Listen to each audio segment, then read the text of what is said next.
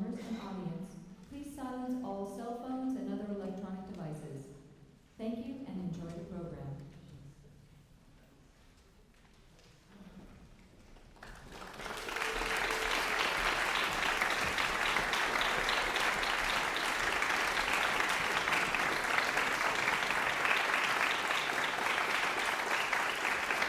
Thank you.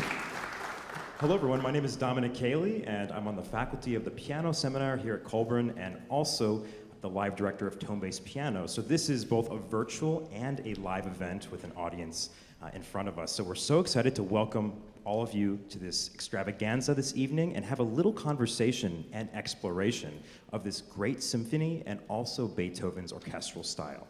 So I wanted to first of all thank Micah and Fabio, the co-directors of this seminar, for helping put this together, and the Colburn School for hosting. And Micah, I wanted to ask you first of all about your idea behind doing this in general. It's not often that we see 2 pianos, 4 pianists, and 8 hands doing a symphony of Beethoven. So why Beethoven? Why Beethoven 6? Well, I think we chose this for a couple of different reasons. I think, number one, running this piano seminar for young high school students. There are 30 students this year with us. It's a very intimate group.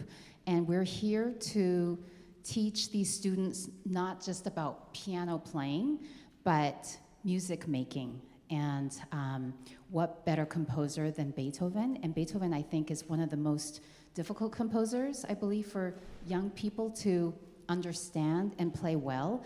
And I think it's through the exploration of his symphonies that we can really learn a lot about his composition style.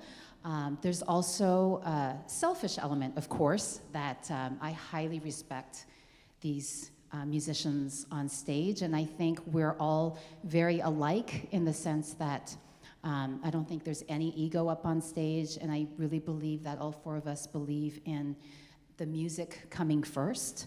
The Pastorale Symphony is, I think, it's all of our favorite of Beethoven's symphonies. It's the most sublime. It's actually the most, I've been rehearsing with these musicians all week, and it's so profound, it's so deep, it's programmatic, but it really feeds the soul, and I actually feel as though I have had a religious experience through learning this work. And then there's a selfish element that just, I enjoy playing with these people. It's incredible music, and I think it's really special that as pianists we get to explore so much music that's not just piano music, and it's really a treat for all of us to be able to play a symphony like this, and it works very well with 4 people, 8 hands, 40 fingers, so we're able to really take care of everything that's actually in the orchestral score. Well, thank you, Mika. And I actually know that your sister was also a pianist, and you grew up probably playing the piano with others. But one of the problems of young pianists is that we often play alone all the time, and we don't get to collaborate. So it's also a joy to have, 4 people here on stage, but to play the piano with our friends. So my next question is a little bit about non-piano music, because you see, I've known you, Fabio, for about 7 years, and I would say that over the dinners, the coffees, and more that we've had, we oftentimes are talking about violin concertos, cello sonatas, symphonies. We almost never talk about piano music, because your fascination really lies in other realms. So can you tell me a little bit about the importance of non-piano music for pianists, for students, and more, and sort of your relationship with Beethoven's style? How much time do I have? I'm crazy about things that they are not written for piano. Because what is written for piano, I can actually play it. And every pianist can actually play it. In reality, pianists, they have this unbelievable advantage that we all read in a vertical way. Violinists, they read mainly horizontally. Every other solo instrument is an horizontal way to write and to play. Pianists, they have the score, and we analyze the score in a vertical way. This is exactly the same way that a conductor does. This is exactly the way a composer writes symphony. This kind of repertoire is such a fantastic music that is so bad for a pianist not to be able to play it. And we actually are very thankful that many of these symphonies, basically Beethoven, all of them, and the Brahms also, even original by Brahms, they are transcribed for 2 pianos and very often 8 hands. Yeah, it's not a comfortable thing to play in 2 pianos and 8 hands. It's very, very problematic also because the ensemble, it's 4 times more difficult. If we would play 2 of us, 4 hands is half more difficult because, you know, we have 2 people, but we have only 1 piano. 2 people, 2 pianos, it's double. We are 4. It's not very easy. So we need to try to breathe together. We need to try to understand music together. We need to understand which instrument is playing right at the moment, which part needs to have priority. And at the very end of everything, we actually need to go together, which is a very, very difficult thing. So, you know, that sounds just like a piano lesson on a Beethoven piano sonata to me. The hands being together, the voicing, the dynamic control, knowing what instrument. So this is very universal knowledge that you're sharing. And I also wanted to mention that you'll see an interesting setup for any of you that go to 2 piano concerts. You see that we're going to be sitting back to back. And this is Fabio's wild idea, but a very genius one, I must say, to have the pianos in this way. Can you tell us a little bit about why the pianos are not nested, but rather back to back? Well, there are 2 advantages and 1 big disadvantage. The 2 advantages is that the sound of each instrument is more clear to us that we play, because we hear more clearly everything instead of having the 2 pianos, one inside the other one, with the sound mixes way too much. And the second advantage is that we have a little closer physical contact, so we actually hear each other breathing. If we would be at 11 feet distance from another, the 2 groups, we don't hear breathing. And to go together, especially if we use music stands like that, the other instrument sees the eyes of the people, not the hands. And we don't have a natural, real way to really play together. It's based on luck, which it doesn't really work. That does not work. No. So thank you for this idea, Fabio. And to clarify, this is what we call piano 1, and that will be the strings primarily. And this is what we would call piano 2, a lot of the wind instruments. There's some overlap, but in general, when you hear these different stereo images, that's the instrumentation. So it's a very clear way of doing that. So the next question I want to ask is to Rodolfo. So Rodolfo is the first prize winner of the International Beethoven Piano Competition. That's a big deal. And so we're really privileged to have you here teaching on faculty at the seminar. So I wanted to ask you a more granular question.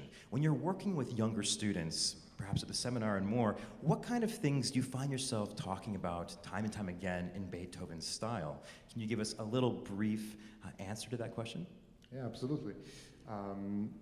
For me, the first thing that I always need to always remind everyone is really the rhythmical aspect of Beethoven. Beethoven really does not write much in terms of melodies. He's not a great melodist, but the structure of the piece is so incredibly important. So we always need to go really back to the basic, and it's like, are you sure that that's the right rhythm? Are we sure that that's the right dynamic? Beethoven is so much more black and white, and there is very little that we have to add to what is written. Once we really do that, what is written, and really respect it, if it's forte for a bar and piano for another bar, the last note, it's not a diminuendo. It's forte until the end. Then it really comes alive. Then you actually can say something, and then you can make it yours after you've done that work. So that's, for me, it's always like the best and easiest way to read Beethoven at the piano. And it sounds very much like the personality that we read in his letters and more, the dynamic contrast. So one of the other questions that I wanted to ask that's always talked about in piano master classes is orchestrate at the piano, be an orchestra. There's a mini orchestra at your fingertips. And Fabio, I wanted to ask you briefly about this, because sometimes as pianists we're asked to imagine things in our mind, but sometimes it's good to have tangible ways to do such things. So Fabio, when someone says orchestrate at the piano, what do you think about? I'm a very practical type of guy. The piano is one instrument, orchestra is 100 people. And doesn't have a piano, actually. So the piano has the capabilities to do what the orchestra does, but doesn't have the colors of the instrument of the orchestra. You know, many times we hear, oh, you have to imagine a flute, imitate a flute, or if you play Baroque music, you have to imitate a harpsichord. I can't. It's like asking to a timpani to imitate a triangle. You can't, because the piano has its own sound. The only thing we can try to get closer, and considering all the time that the piano has percussion, so the sound after percussion decays, is the articulation of other instruments. Typical staccato of the clarinet, typical staccato of the flute, not percussive, a little bit more pointy in the clarinet, sometimes it is, or the pits of an orchestra, or the pits of a cello. We always have the tendency at the piano to play staccati like pits extremely short. But it doesn't work. The cello is not short when it does the pits. There is a resonance. So we need to try to match the articulation of this instrument. But we can't imitate the sound. There is nothing else we can do about that. And also, honestly, perception is a great thing, and it's phenomenally important in music. But if I think about, I don't know, the money of the richest person in the planet, that doesn't change my bank account. So I need to practically do something that actually makes me play in a certain way, and the only thing that I can do physically at the piano is try to get as close as possible with the articulation of the other instrument. That I can't change the sound. Thank you for that. And one other thing that I wanted to mention about our rehearsal process is that when you've got four immensely talented people playing music, a lot of times you've got everyone trying to play the most beautiful, important way all the time. And actually, one of the things that we've really talked about is when to get out of the way of each other. And that's also an aspect of orchestration, I would say, that younger students, talented younger students, typically falter in, where everything becomes important and then nothing is.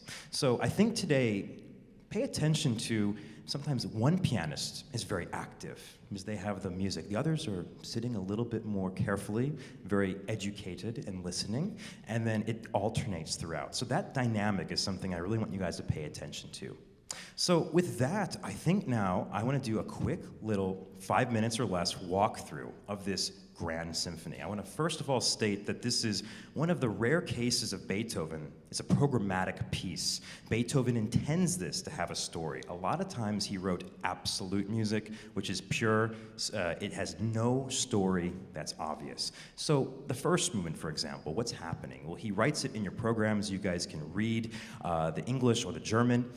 Basically, these are cheerful feelings upon entering the countryside. And I thought it'd be fun to share little audio clips of the orchestration right now. This is from the 1957 recording of Otto Klemperer, a very classic recording. So, Alex, could we have clip 1? This is the countryside we're entering.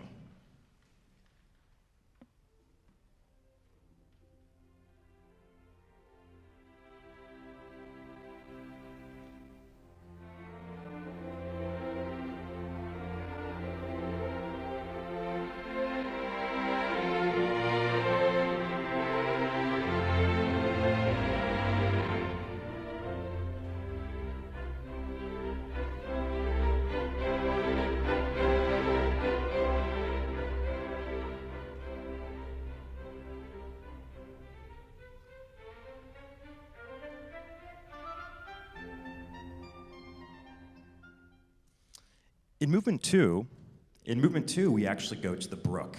a scene by the brook, a river. And here we have 16th notes in the piano that represent the water flowing. We have little trills that represent the birds, and we have the woodwinds representing all the other animals. So, Alex, clip 2, please.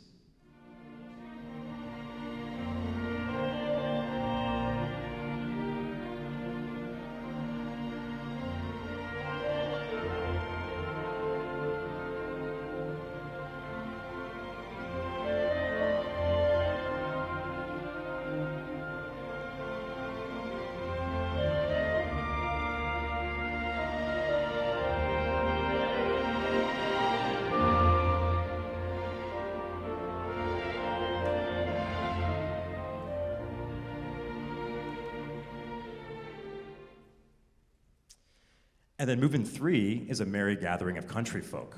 And I will note that at the end of the second movement, you're going to hear the cuckoo and birds in duet. We don't have to play that right now, but you'll know it when you hear it. The third movement is this rustic dance, a lot of fun, and I wanted to share a clip from that. So Alex, clip 3, please.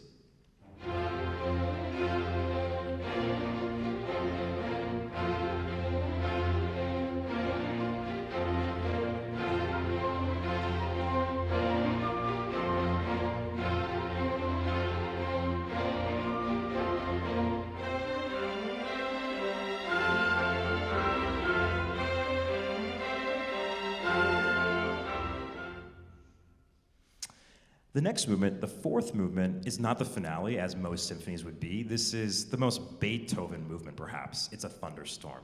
And what's fascinating is how he develops this. You see, it's not crashing and banging right away. It's actually trembling. The earth is shaking. The air is shivering. And we actually hear little droplets of rain before the maelstrom that comes. So listen to this really amazing tornado that Beethoven's able to create. So clip 4, please, Alex.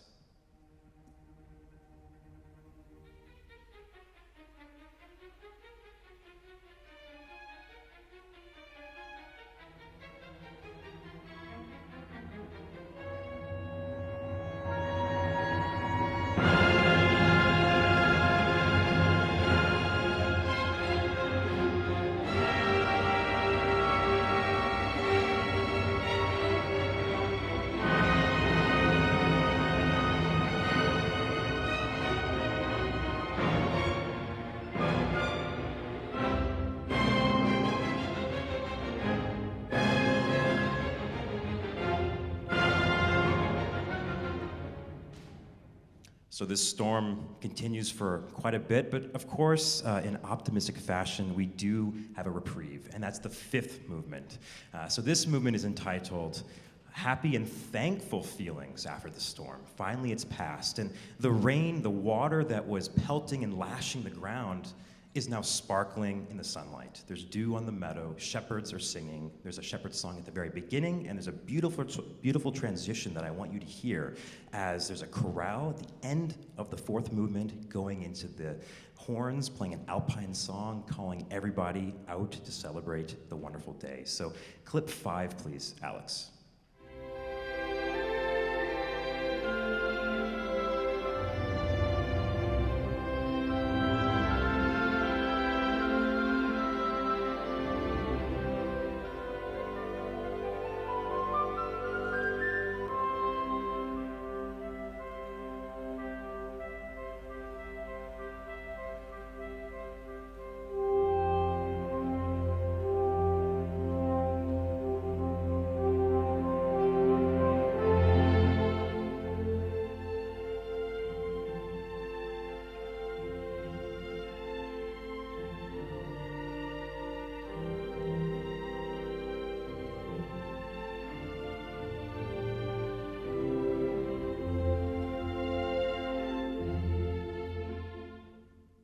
So with that, I think we're ready to go on this adventure of the Pastoral Symphony. So we can't wait to go on this journey, and we'll see you in the countryside soon enough.